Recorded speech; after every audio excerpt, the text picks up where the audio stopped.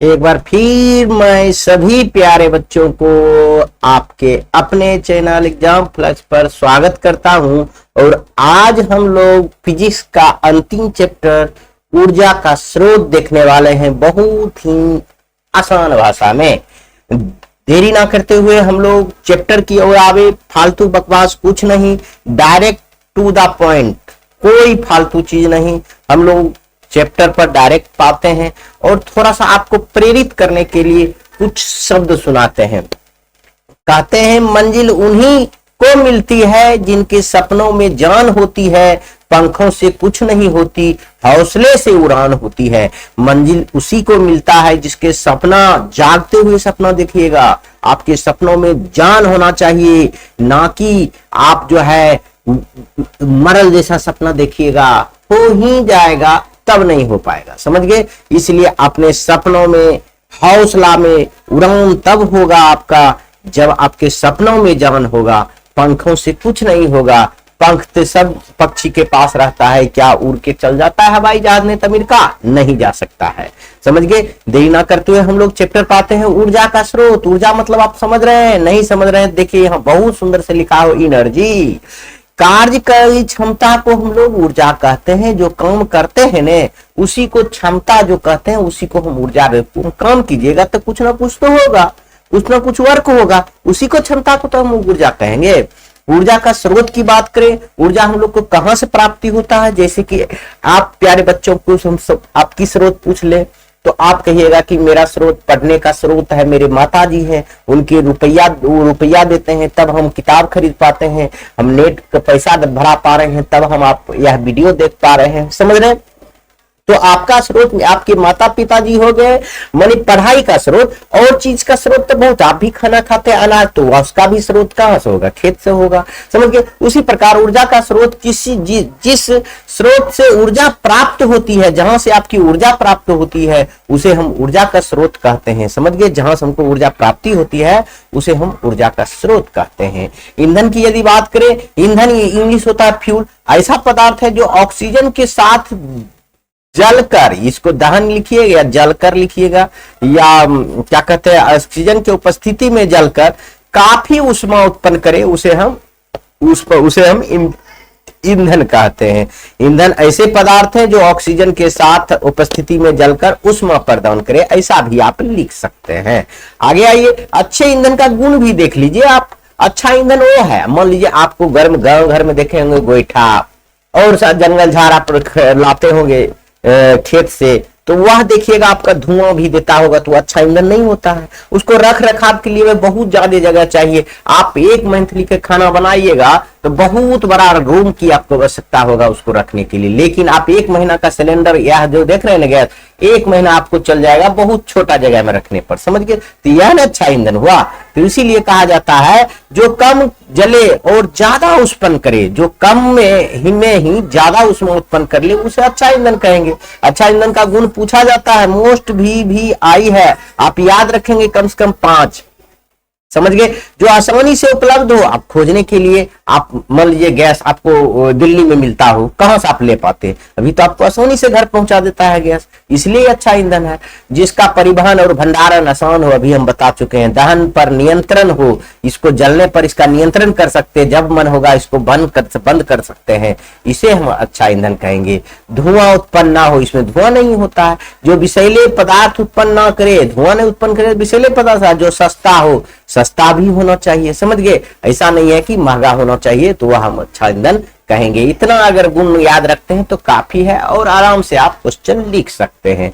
अगला टॉपिक देखिए क्या लिखा हुआ। अच्छे ईंधन जैसे में लिख लीजिए एलपीजी गैस, बायोगैस, यह सब अच्छा है। बायोगैस समझ, बायोगैस बताएंगे अभी आगे। चलिए आप समझिए, थोड़ा सा एक टॉपिक है, ऊर्जा के परंपरागत स्रोत क्या है। आपको पूछा जाएगा ऊर्जा के परंपरागत, आप जानते होंगे आपका परंपरागत क्या होता है। जो आपको शादी विवाह हो रहा है, आपके जैसे मेरा ही शादी विवाह हो गया, मेरे बच्चा का शादी विवाह होगा, अब मेरे पोता का शादी विवाह, ये परंपरा चल रहा है, वही हम ऊर्जा के परंपरागत स्रोत देखेंगे, उसी प्रकार से पढ़ेंगे। जो लंबे समय से प्रयोग में है, जब लंबे समय से वह नियम पालन कर रहे थे। उसी प्रकार लंबे समय से जो प्रयोग में है और सीमित मात्रा में उपलब्ध है, जो कि समाप्त हो सकता है, उसे ऊर्जा के परंपरागत स्रोत कहते हैं। मतलब पुराना जो उपलब्ध है उसे हम ऊर्जा परंपरागत स्रोत, जैसे कोयला आप जानते हैं यदि समाप्त हो जाएगा तो उसको बनाना बहुत मुश्किल है। उसको बनाइएगा तो लाखों करोड़ों वर्ष लग जाता है। जीवाश्म उसको जमीन के तले दबे ताप के कारण बनता है। तो यह कोयला, पेट्रोलियम, प्राकृतिक गैस, यह सब जल्दी नहीं बनेगा, इसलिए इसे कहते हैं परंपरागत स्रोत, या हम लंबे समय से यूज भी करते आ रहे हैं। आगे देखिए, ऊर्जा के परंपरागत स्रोत में जीवाश्म ईंधन सबसे प्रमुख है। जीवाश्म ईंधन हम बोले ना, जीवाश्म के द्वारा ही हम लोग परंपरागत स्रोत प्राप्त करते हैं, जैसे कोयला। समझ गए? तो हम लोग क्या करेंगे, हम लोग आगे देखिए, जीवाश्म ईंधन जीवों और पेड़ पौधे के अवशेष से उत्पन्न ईंधन को जीवाश्म ईंधन कहते हैं। जीवाश्म ईंधन कहते हैं। अब देखिए आप लोग, अब हम लोग देखेंगे जीवाश्म ईंधन। देखिए, हम यहाँ पढ़ लिए परंपरागत स्रोत, और हम बोले कि परंपरागत स्रोत का सबसे मुख्य जो है जीवाश्म ईंधन है। तो अब हम जीवाश्म ईंधन क्या है वह भी देख लेंगे। जीवों और पेड़ पौधे के अवशेष से उत्पन्न ईंधन को ही जीवाश्म ईंधन कहते हैं, जैसे कोयला, पेट्रोलियम, प्राकृतिक गैस। हम बताए हैं कोई जीव चाहे पेड़ पौधा जब कोई लाखों वर्ष तक जमीन में दबे रहता है, ताप दाप के कारण ही कोयला, पेट्रोलियम गैस ये का निर्माण होता है। समझ गए? यह समझिए, उसी के लिए इसको हम क्या कहते हैं, जीवाश्म ईंधन कहते हैं। ऊर्जा की स्रोत की बात करें तो उपलब्धता के आधार पर ऊर्जा के दो स्रोत होते हैं। उपलब्ध के आधार पर यह भी पढ़ेंगे, और नवीकरणीय पहले पढ़ लीजिए। तो ऊर्जा के वैसे स्रोत जो कभी समाप्त नहीं हो सकता है उसे नवीकरणीय स्रोत कहते हैं। यह क्वेश्चन पूछा जाएगा। जैसे नवीकरणीय मतलब होता है जिसको आप उपयोग कीजिएगा तब पर भी वह समाप्त नहीं हो, किसी भी हर हाल में समाप्त न हो। जैसे आप धूप से आप कोई चार्ज कर लीजिएगा बैटरी, तो धूप समाप्त होने वाला है नहीं। तो जैसे हवा से, हवा हो गया, वो हवा पवन ऊर्जा हो गया, सौर ऊर्जा हो गया, यह सब ऐसा है नवीकरणीय ऊर्जा है। और नवीकरणीय ऊर्जा आपको समाप्त हो जाएगा, जैसे जीवाश्म ईंधन को ही हम और नवीकरणीय ऊर्जा कहेंगे। जैसे ऊर्जा का ऐसा स्रोत जो खत्म होने पे दोबारा ना बनाया जा सके, उसे हम और नवीकरणीय स्रोत, जैसे कोयला, पेट्रोलियम, प्राकृतिक गैस। आपको पूछा जाएगा कि निम्नलिखित में से कौन सी नवीकरणीय स्रोत है, तो वह जैसे कि लिखिएगा पानी, हवा से जो बनेगा, सौर ऊर्जा, समझ गए, प्रकाश से जो बनेगा। आप मान लीजिए पानी से आप विद्युत बना लीजिएगा तो फिर पानी उधर जाएगा तो फिर तो पानी की यूज किया जा सकता है, उसमें तो समाप्त तो थोड़े होता है, वो तो टरबाइन को घुमाएंगे हम लोग। अभी हम पढ़ेंगे आगे चल के, आप बहुत आसानी से, उम्मीद करता हूं कि यह भी बात समझ में आ गया होगा। हम बहुत कम समय में आपका पूरा चैप्टर समाप्त करते हैं, इसीलिए एक बार में हम बोलते हैं। अब आपको उदाहरण दे के समझाते रहेंगे तो आपको बहुत लंबा समय होगा और आपका समय बर्बाद होगा। हम चाहते हैं फालतू बातों में ना रहे, अपना डायरेक्ट टू द पॉइंट पर रहेंगे हम लोग। समझ गए? अगला ये क्वेश्चन पूछेगा, तापीय शक्ति संयंत्र क्या है, इसके लाभ और हानि को भी लिखे। 5 नंबर का सवाल पूछा जाएगा। अभी हम लोग तापीय संयंत्र के बारे में हम लोग पढ़ेंगे, बहुत ही सुंदर से पढ़ेंगे। देखिए क्या पढ़ेंगे, ये ऐसा युक्ति है जिसमें जीवाश्म ईंधन को जलाकर पानी को गर्म किया जाता है। तापीय विद्युत संयंत्र के फोटो हम लोग यहाँ है, यहाँ देखिए, यह उल्टा फोटो लगा गया है, इधर होना चाहिए। यह देखिए, यह पानी को गर्म करके, यह देखिए पाइप से इधर क्या कहते हैं, वाष्प निकाला जाता है। वाष्प निकलता है ना, तो यहाँ पर एक टरबाइन लगा दिया गया है, तो टरबाइन यह घूमने लगता है, इसके मोटर लगा दिया जाता है, तो बस अपना हो जाएगा। हम आप पढ़ चुके हैं कि जब भी कोई चीज को घुमाने का काम कर दे तो बगल में विद्युत लगा थी, क्या कहते हैं, चुंबक लगा दे, तो सिर्फ घूम जाए, बस क्या करते हैं कि टरबाइन घूम गया तो हमारा कोई भी ऊर्जा निकल सकता है, विद्युत बना सकते हैं, बहुत चीज बना सकते हैं। तो वह फोटो था। तो इसमें कहेंगे उस पानी को उस उत्पन्न उष्मा से टरबाइन घुमाया जाता है, मतलब वाष्प से टरबाइन घुमाया जाता है और विद्युत उत्पन्न किया जाता है। यह पावर हाउस में उत्पन्न किया जाता है। यह कहाँ उत्पन्न किया जाता है? पावर हाउस में उत्पन्न किया जाता है। यह भी बात आप याद रखेंगे, आप अपने से नहीं, बहुत लंबा। इसको लाभ हानि भी हम लोग पढ़ेंगे, आगे हम पढ़ रहे हैं, अभी रुक जाइए। समझ गए? इतना बात आप समझ गए। तापीय शक्ति संयंत्र क्या है, इसके लाभ हानि हम देखेंगे। देखिए जल शक्ति संयंत्र यहाँ लिख दिया गया है, लाभ हानि इसमें नहीं भी दिया हुआ है तो आप लिख सकते हैं, हम नहीं लिखे हैं, हम बता देते हैं। तापीय शक्ति संयंत्र क्या है आप बता दीजिएगा। इसमें क्या होता है, पानी को गर्म करके एक पाइप के द्वारा वाष्प को निकाल कर टरबाइन को घुमाया जाता है, जिससे विद्युत उत्पन्न होता है। अब इसके लिए आपको बहुत अधिक खर्चा चाहिए। देखिए हानि क्या है, इसमें हानि क्या है, बहुत अधिक खर्चा चाहिए, वन टाइम बहुत पैसा लगता है, और क्या कहते हैं जमीन चाहिए, और क्या कहते हैं रिसोर्सेस चाहिए, उतना आदमी चाहिए, यह सब हानि है। लेकिन इससे लाभ क्या है कि आपको इसमें जो है हानि बहुत हो सकता है, इसमें कम ही लाभ कह सकते हैं। इससे विद्युत उत्पादन आप आसानी से कर सकते हैं, क्योंकि पानी यहाँ तो पर्याप्त मात्रा पर है पृथ्वी पर, समझ गए बहुत अच्छा से। लेकिन उसको गर्म करने के लिए भी आपको आवश्यकता होगा ईंधन के, इसलिए यह विधि ज्यादा उपयुक्त नहीं है। इतना पढ़ लेंगे तो तापीय विद्युत संयंत्र क्या है, बाकी आप अपना दिमाग से भी लिख सकते हैं। आगे ये सबसे इंपॉर्टेंट पढ़ेंगे, जल शक्ति संयंत्र क्या है। जल शक्ति संयंत्र क्या है, यानी जल विद्युत परियोजना क्या है, यह भी आपसे यह होगा। लाभ और हानि दोनों इसमें लिखे हैं, क्योंकि यह मोस्ट भी आई सवाल है। यह पूछा, इसका फिगर ये है, आप देखिए ना, यह मान लीजिए यह कोई नदी है, यह नदी है, यहाँ पर बांध बना दिया गया है, तो अब पानी तो यहाँ तक आ गया, ऐसे पानी तो उधरे रहता, इधर पानी देखिए नहीं है यहाँ तक। अब इस पाइप के द्वारा यहाँ पानी निकाला जाता है, यहाँ टरबाइन लगा दिया, पानी उतना तेज हवा से आता है कि यह टरबाइन घूमने लगता है। टरबाइन घूमने के क्रम में ही विद्युत उत्पन्न हो जाता है। विद्युत संयंत्र कोई खर्चा बिना, इसको सिर्फ बांध बांधने से ही आपका विद्युत उत्पन्न हो जाएगा। सबसे अच्छा और सुगम और सस्ता जल विद्युत परियोजना ही है, समझ गए। इस युक्ति में पानी को शक्ति को रोक कर, देखिए पानी को शक्ति को रोक दिया गया है। एक बार इसको मिटा के दिखा देते हैं, देखिए एक बार इसको हम मिटा के दिखा देते हैं।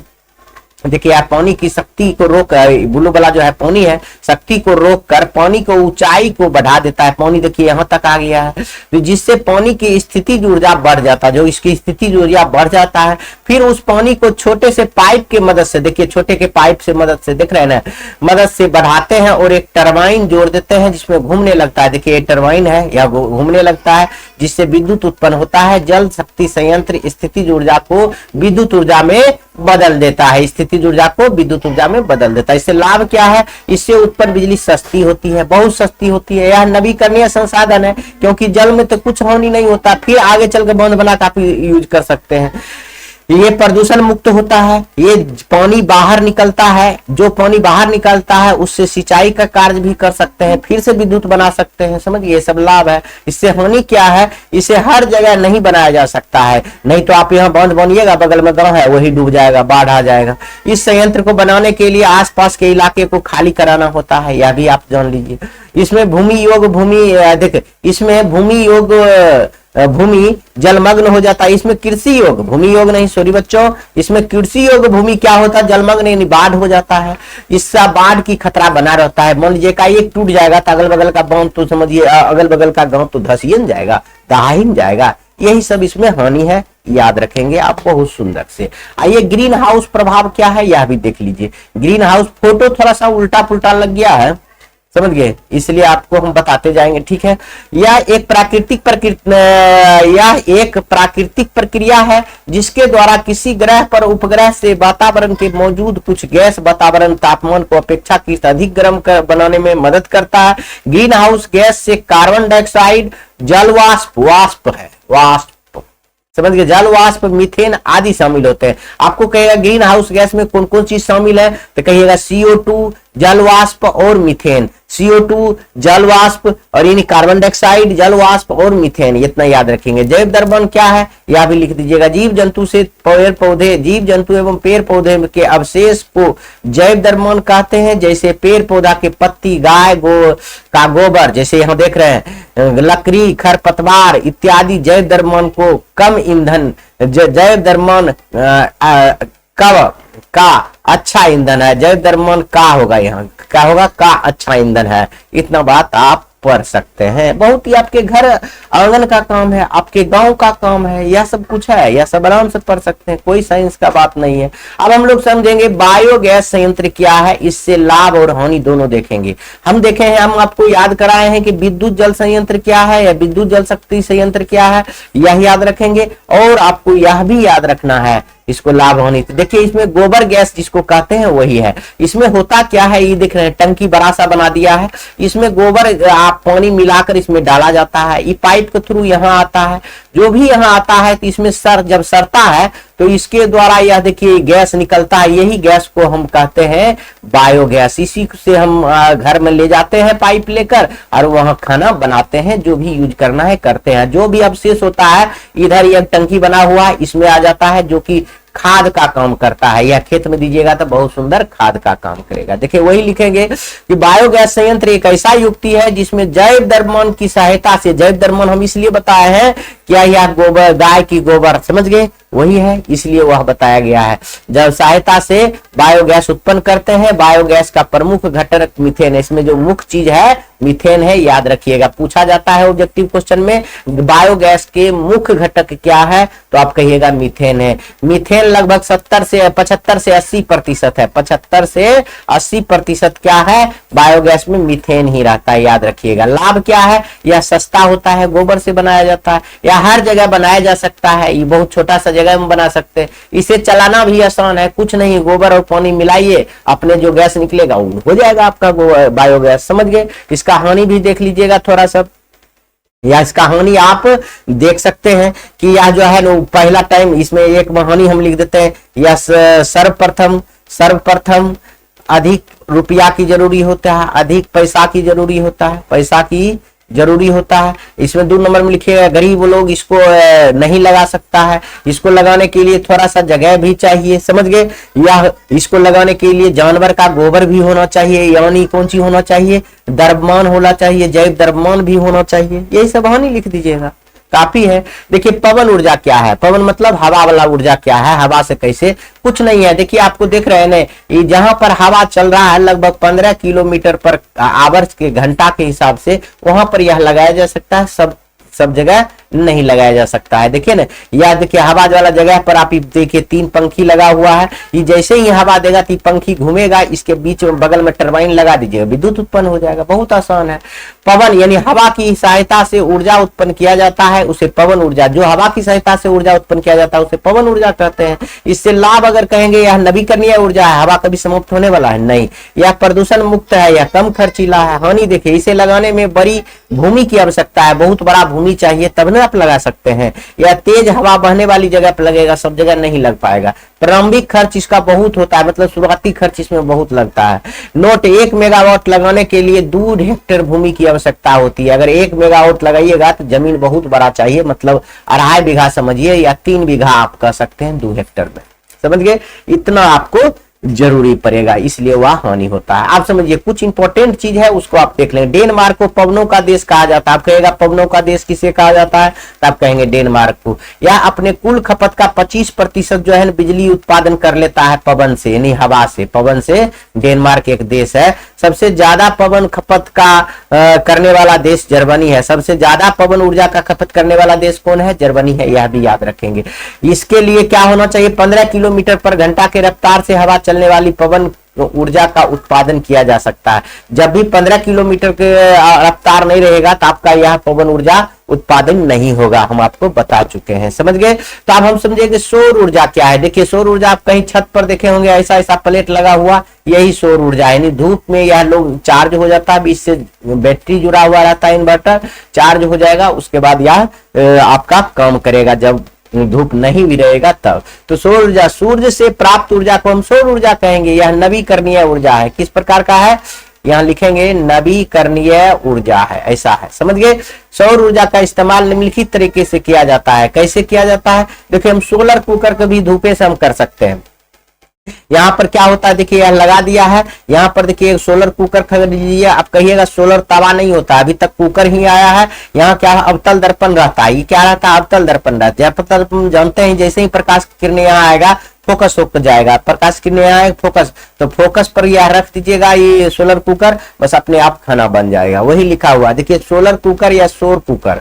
सोलर कुकर एक ऐसा युक्ति है जिससे हम सूर्य की प्रकाश की सहायता से भोजन बनाते हैं। इसमें अवतल दर्पण का इस्तेमाल किया जाता है। इसमें सूर्य की किरणें परावर्तन होकर सोलर कुकर पे जाती है, जिससे सोलर कुकर गर्म होता है और खाना बन जाता है। अभी हम आपको बताए हैं, या हम पहला चैप्टर में ही हम आपको बता चुके हैं कैसे होता है अवतल दर्पण में परावर्तन। समझ गए? बहुत सुंदर से आप समझ सकते हैं, बिना कोई ही बेहिचक के बहुत आसानी से आप लिख सकते हैं। आप देखिए इसको हम कह सकते हैं, इसका लाभ हानि भी कह सकते हैं। यह बहुत सस्ता है, पर सूर्य का प्रकाश तो बहुत सस्ता है। यह एक साथ एक से अधिक पकवान बनाया जा सकता है। यह धुआं उत्पन्न नहीं करता है, यह कम पैसा बचाता है। लेकिन देखिए हानि भी है, रात में या बादलों वाले दिन में इसका उपयोग नहीं कर सकते हैं। रात में अगर खाने का मन हुआ तब क्या कीजिएगा? सोलर कुकर देखते रह जाइएगा। सेकने वाला चीज है, तलने वाला चीज आप नहीं बना सकते हैं, क्योंकि तावा कुकर नहीं आता है, तावा सोलर नहीं आता है। गर्म स्थानों पर ही अच्छे कार्य करते हैं, या जहां ज्यादा गर्मी स्थान है वहां पर ही अच्छे कार्य करता है, ठंडी स्थान पर यह काम नहीं करता है। यही सब हानि है। अगले देखेंगे सौर सेल क्या है, इसके लाभ और हानि को लिखें। देखिए यह सौर ऊर्जा को विद्युत ऊर्जा में बदल देता है। देखिए यह सौर सेल है, समझ गया? यह सौर ऊर्जा को विद्युत ऊर्जा में बदल देता है। इसका लाभ है हर जगह लगाया जा सकता है।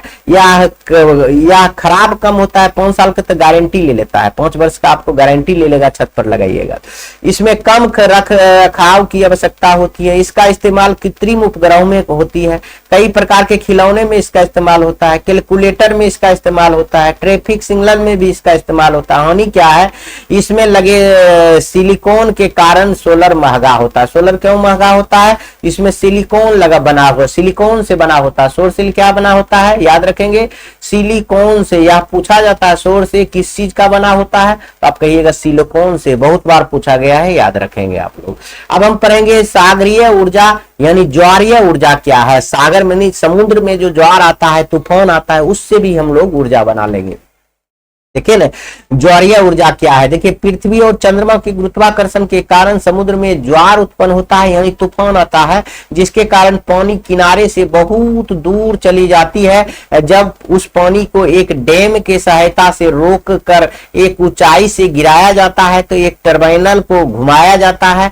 उसमें क्या हो, टर्बाइनल घुमाया जाता है और विद्युत धारा उत्पन्न हो जाती है। जैसे ही टर्बाइनल घुमाएंगे तो विद्युत धारा उत्पन्न हो जाएगा। देखिए यहाँ क्या होता है, जैसे ही ज्वार आएगा तो वो बांध की सहायता से इसको रोक लेंगे, और जैसे ही रोक लेंगे, देखिए हम आपको बताते हैं इधर से हटाकर, देखिए इधर पानी नहीं ना, यहाँ देखिए यहाँ तक पानी है, और यहाँ टर्मिनल लगा देंगे, समझिए टरबाइन लगा देंगे। जैसे ही टरबाइन लगाएंगे तो पंखी घूमने लगेगा। ये देख रहे हैं छोटा छोटा, ये क्या है आपका पंखी है, घूमने लगेगा तो विद्युत उत्पन्न हो जाएगा। यही है ज्वारीय ऊर्जा, समझ गए? तो महासागरीय तापीय ऊर्जा क्या है? सागर में तापमान के अंतर के उपयोग करके विद्युत उत्पन्न किया जाता है, जिसमें द्रवित अमोनिया का उपयोग किया जाता है। देखिए जहां जहां भी पंखी घूम सकता है, वैज्ञानिक सब जगह पंखा लगाकर यानी टरबाइन लगाकर विद्युत उत्पन्न कर लिया। देखिए तरंग ऊर्जा क्या है? वे समुद्र में उत्पन्न होने वाली तरंगे को एक टरबाइन के मदद से विद्युत उत्पन्न किया जाता है। समझ गए? कोई भी चीज जहां पंखा घूम सकता है उससे सब लोग अपना विद्युत बना लिया है। समझ गए? सभी वैज्ञानिक लोग अपना इसमें उत्पन्न कर लिया है। बस आपका यह लास्ट टॉपिक है। देखिए इतना बड़ा सा छोटा सा चैप्टर था, इसके लिए लोग 4 घंटा 5 घंटा बताते रहता है, हम आपको आधा घंटा में बता दिए, कितना आसानी से बता दिए, कोई दिक्कत नहीं है। देखिए भू ऊष्मीय ऊर्जा क्या है? इसके अंदर से ऊष्मा उत्पन्न होती है और एक पाइप के माध्यम से टरबाइन लगाकर विद्युत उत्पादन किया जाता है। नाभिकीय ऊर्जा क्या है? नाभिकीय अभिक्रिया से प्राप्त ऊर्जा को नाभिकीय ऊर्जा कहते हैं। नाभिक 2 प्रकार के होते हैं। कौन सी होता है नाभिक? 2, एक होता है विखंडन, एक होता है संलयन। सूर्य में जो होता है गर्म, वो संलयन होता है। नाभिकीय संलयन से हाइड्रोजन बम बनता है और नाभिकीय विखंडन से परमाणु बम बनता है। याद रखेंगे जब बड़ा नाभिक 2 नाभिक में टूट जाता है तो उस साथ में ऊर्जा उत्पन्न करता है, तो उसे हम नाभिकीय विखंडन कहते हैं। और जब 2 हल्के नाभिक जुड़कर एक बड़े नाभिक का निर्माण करते हैं तो उसे हम नाभिकीय संलयन कहते हैं। देखिए हाइड्रोजन बम जो होता है ना, परमाणु बम से भी ज्यादा खतरनाक होता है। हाइड्रोजन बम बनता है नाभिकीय संलयन के अभिक्रिया से, और यह विखंडन के क्रिया से परमाणु बम बनता है। इतना बात आप याद रखेंगे। यह आपका अंतिम टॉपिक था। आपका यह पूरी तरह से फिजिक्स समाप्त हुआ है। आप बढ़िया से पढ़िए, 2 बार पढ़िए, लिख लिख कर पढ़िए, वीडियो रोकिए, उसको लिखिए, समझ गए, और स्क्रीनशॉट लीजिए, तभी आपको बहुत सुंदर से नंबर आ सकता है। हम आपको वादा करते हैं जितना बात हम बताए हैं पूरे फिजिक्स में, उससे ज्यादा आपका आएगा भी तो उसको छोड़ देना है, क्योंकि आपका दुगुना क्वेश्चन रहता है। 80 ऑब्जेक्टिव में 40 ऑब्जेक्टिव ही आपको बनाना है, और भी जो भी क्वेश्चन आपको रहेगा वह सब जो है आपको अधूरे ही बनाना है। इसी के साथ वीडियो समाप्त करते हैं।